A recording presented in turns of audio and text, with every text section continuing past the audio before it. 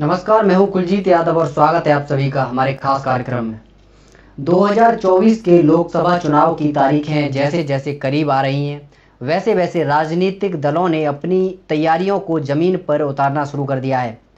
एक और पीएम मोदी समेत एनडीए गठबंधन के दलों ने चुनावी रैलियों का शंखनाद कर दिया है, तो वहीं सपा सहित इंडिया गठबंधन की रैलियों का खाका तैयार हो रहा है।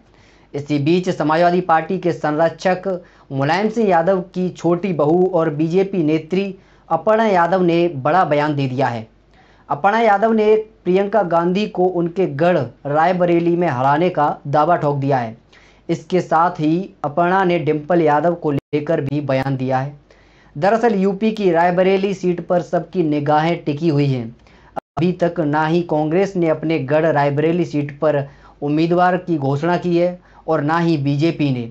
बीजेपी कांग्रेस के कैंडिडेट उतारने के बाद ही प्रत्याशी घोषित कर सकती है।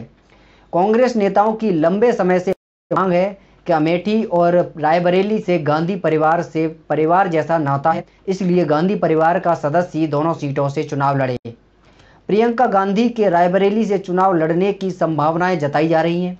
इसी को लेकर अब बीजेपी नेत्री अपर्णा यादव ने भी रायबरेली से चुनाव लड़ने की इच्छा जाहिर कर दी है।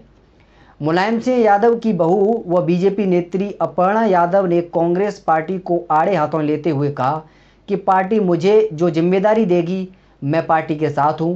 कांग्रेस पार्टी उत्तर प्रदेश और पूरे भारत में एक तरह से समाप्त हो चुकी है।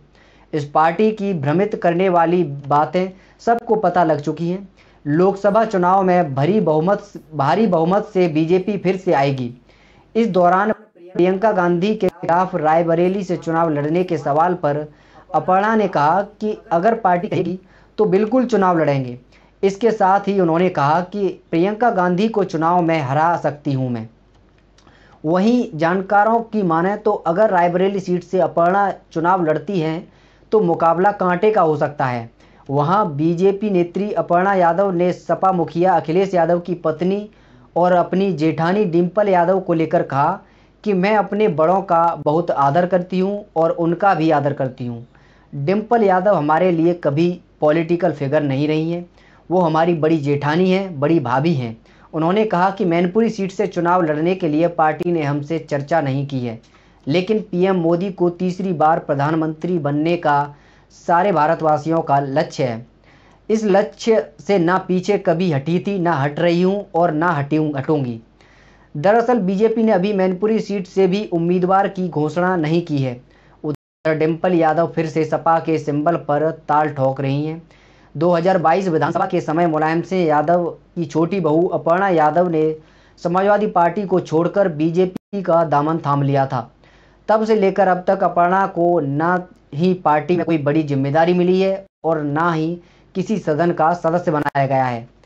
अब लोकसभा चुनाव का शंखनाद हो चुका है।